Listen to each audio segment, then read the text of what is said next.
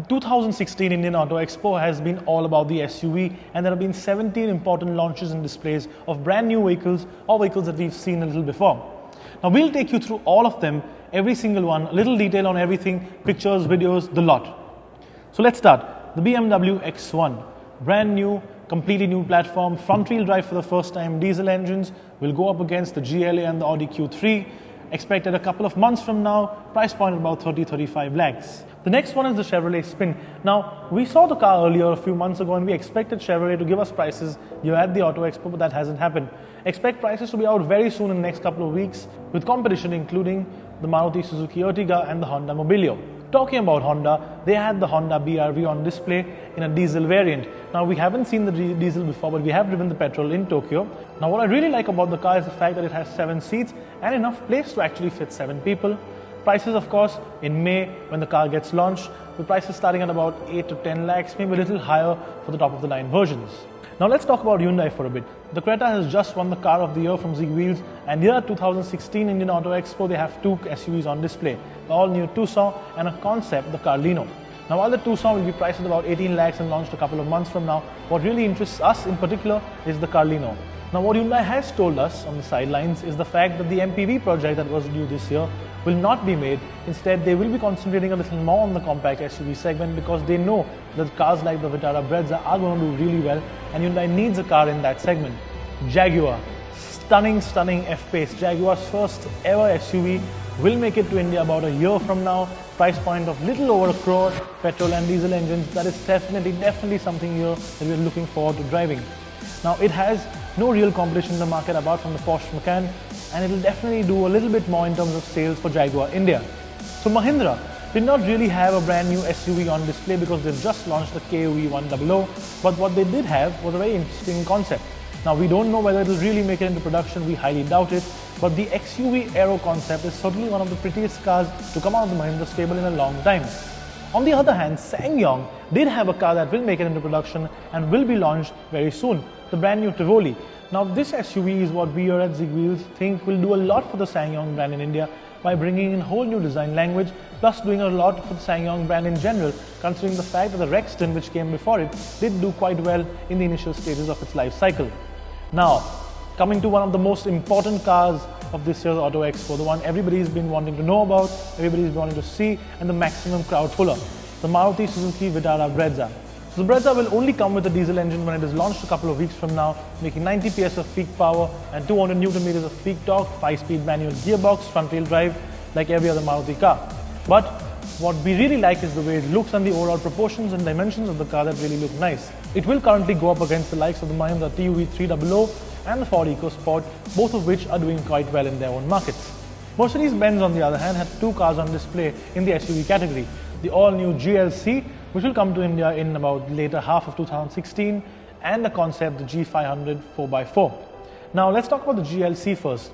It is based on the C-Class platform and gets pretty much the same luxurious interiors, but is a little bigger than the GLA, a little smaller than the GLE, and will go right up against the Audi Q5 and the BMW X3. The G500 4x4 on the other hand will not be making it to India because it is only available in left-hand drive, but if we had to sell a part of our bodies to get it, we probably would. Now if you thought that your average SUV with about 220 mm of ground clearance, this one comes with 450 mm. And if you want to go through water, they offer you a 1 meter wading depth. On the whole, one of the most interesting cars at the Auto Expo this year. Nissan, on the other hand, had the X-Trail, which will be making an appearance in India after a brief period of absence. Now, although we do not know what engine Nissan will bring to India, one thing is for sure, it will be a hybrid, making it one of the first cars in its segment to get that type of power plant. Expect the launch to be about early 2017 or so, and prices to be around the 25 to 30 lakh range.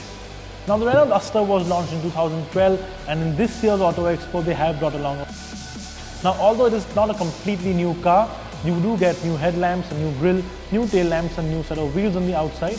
On the insides though, it's a whole different story. You get a brand new dashboard, a brand new center console, you get a new infotainment system which has slightly been updated from the last one, and you get climate control. But most importantly, the really annoying ORVM controls, which were below the handbrake, have now been moved to the door where they were always supposed to be. You also get a new AMT option in the new Duster, which has been badged the EasyR, which is a 6-speed automatic AMT gearbox. So expect the facelifted Renault Duster to be launched anytime now in the next couple of weeks and priced maybe at a slight premium over the current range. Now, Tata Motors had the biggest stall at the Indian Auto Expo and also had the most number of reviews here. Two brand new SUVs, both production cars.